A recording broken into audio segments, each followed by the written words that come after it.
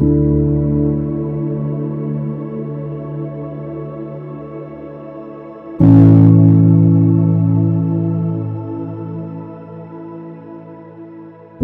mot rôle, j'aime pas trop, puisqu'au sein de la paroisse, j'ai plutôt une mission.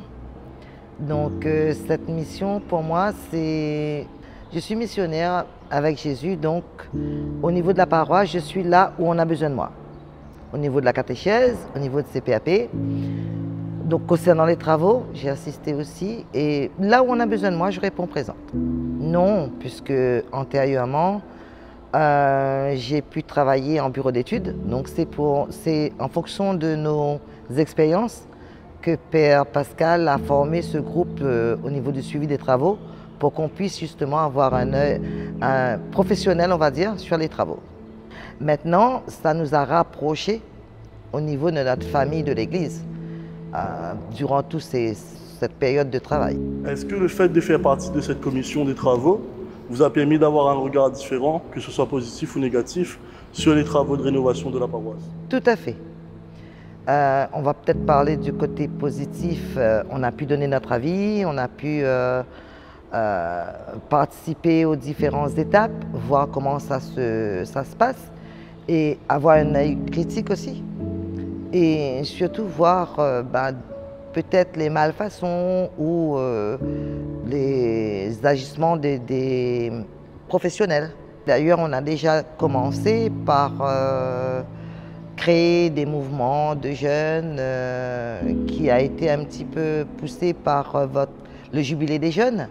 Donc on continue à travailler, on a créé un groupe de jeunes sur la paroisse du Chaudron.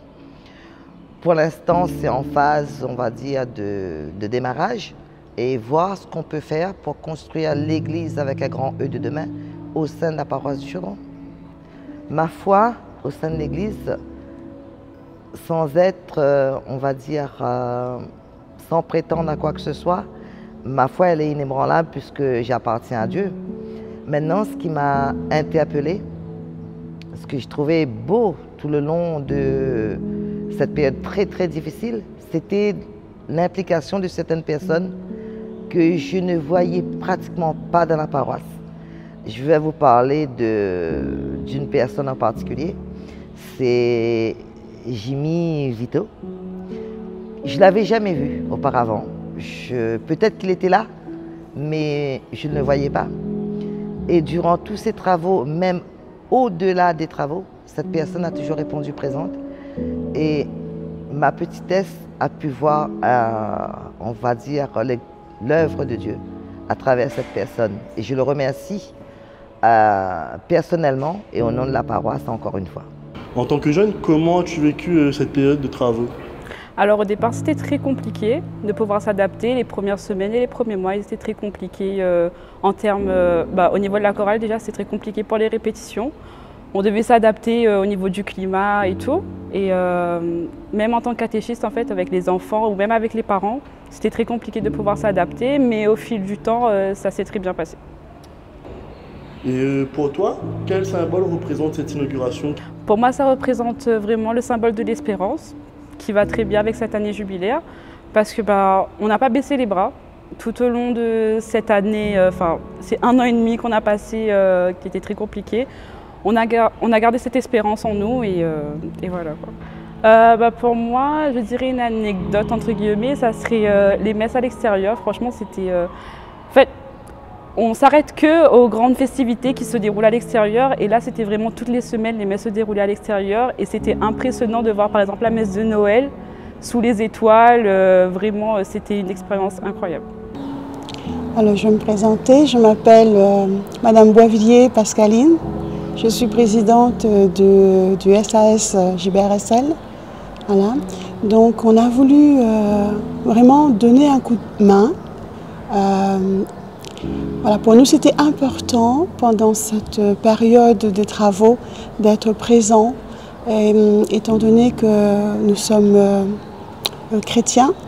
Et donc, c'était vraiment important, c'était essentiel d'être là, présent, pour faire passer, pour que le message de Dieu, la parole de Dieu, soit entendu. Donc c'était important pour nous de mettre gratuitement une partie de notre matériel de sonorisation pour l'église du Chaudron. Voilà. Sous l'impulsion de Jimmy Vito ici présent, qui était dans les différentes réunions, lorsqu'on nous a parlé de ce projet de rénovation, on s'est dit, allez, pourquoi pas tenter l'aventure et mettre à disposition pendant une année donc, le matériel pratiquement tous les jours et le week-end sur les petites messes et aussi sur les grands rassemblements qui ont suivi. Je crois qu'il y en a eu 3 ou 4. Et ça a été vraiment pour nous une expérience formidable de mise à disposition et de travail de montage pendant 1 an. On pourrait dire que ça a été aussi un moment d'évangélisation. Pourquoi ? Parce que nous sommes issus de l'Église catholique à La Réunion, dépendant de Rome, etc. Mais nous avons eu aussi des techniciens qui ne sont pas de la conviction religieuse et qui ont été présents à titre bénévole.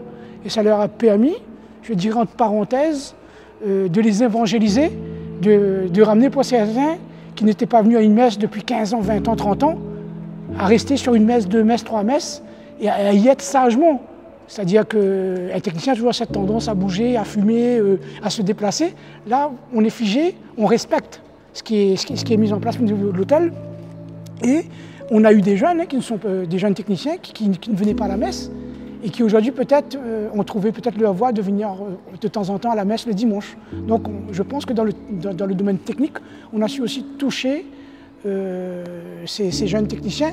Et puis je dirais juste aussi, bon, il nous a quittés il y a pratiquement 1 an, Marc Robert du Chaudron, qui était avec nous depuis le début et qui malheureusement est décédé. Donc un petit coucou à lui aussi, un grand merci à lui aussi. Saint-Charbel par exemple, moi je ne m'y attendais pas. Et puis le téléphone sonne, il y a Jimmy qui me dit, bah, écoute, demain c'est Saint-Charbel, il faut du son, il faut des micros, il faut une batterie, il faut ceci, il faut cela. Et là je me gratte la tête, je me dis, bon, c'est compliqué, ça veut dire plus de véhicules, plus de logistique, ça a un coût financier derrière. Coût financier qui, grâce à madame, madame la présidente, qui nous remet au pas. Bon, moi je suis là pour gérer, hein, voilà, donc, et qui me dit, écoute, on y va, on le fait, on verra après.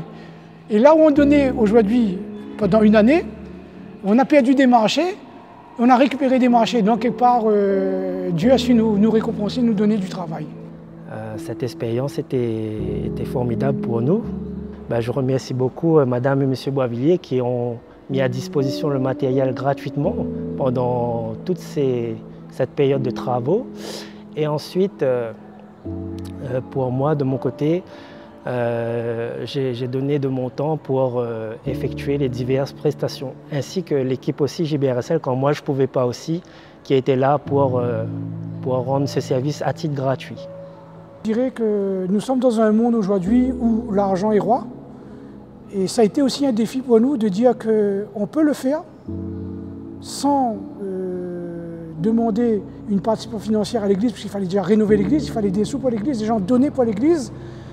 Et le fait de mettre à disposition cette sono qui a un coût de location de matériel, qui a aussi un coût technique, puisqu'il fallait un technicien en permanent matin, midi et soir, je dirais pratiquement pendant cette année. Et tous les gens qui sont venus donc, ont joué le jeu à titre gratuit, sous mon impulsion, l'impulsion de Jimmy Vito ou de Madame ou de Pascaline, ici présente. Et nous avons aussi eu le concours de Radio Contact, qui est une radio de la cour dans le Chaudron, qui nous a envoyé aussi ces techniciens à titre gratuit pour nous aider lorsque nous partions en prestations sur les prestations type concert, Sakifo, Francophonie, concert, etc. Donc on avait toujours un technicien qui était présent. Et ça a été un défi, pour moi ça a été un défi, je ne dirais pas technique, mais ça a été un défi financier pour prouver qu'on est capable de faire des choses dans le long terme sans forcément avoir besoin de dire il faut payer, il faut payer, il faut payer. Puisqu'on est dans un monde actuellement où l'argent est roi. Et on a prouvé pendant cette année qu'on pouvait le faire sans avoir cet argent qui est roi au milieu de nous. Voilà. Pour moi, en tout cas, pour ma vision des choses, c'est que chaque personne au sein de la paroisse, pour en citer quelques-uns, les sacristains déjà, les sacristines, qui donnaient de leur temps pour la préparation, les chorales, toutes les personnes auxquelles ont participé de près ou de loin la mise en place, mettre les bancs, les petites mains aussi, il ne faut pas les oublier, qui ont donné de leur temps pour mettre en place, pour m'aider aussi des fois dans mon rôle. Donc tout ça fait que ça a renforcé les liens. Et on s'est dit aussi qu'il y a une continuité dans ce qui se faisait dans l'église à l'extérieur. Franchement, là, j'ai vu que notre communauté au Chaudron est très solide, dans le sens où chaque personne ici présente dans notre paroisse a donné de son temps. Et moi, ce qui m'a marqué pendant cette période, c'est la résilience de Père Pascal, hein, qui a su faire les messes, les célébrations, les mariages, les communions, les baptêmes à n'importe quel temps. Et il était dehors par un temps de pluie, par un temps de vent, soleil. Et franchement, là-dessus, chapeau, je tiens mon chapeau.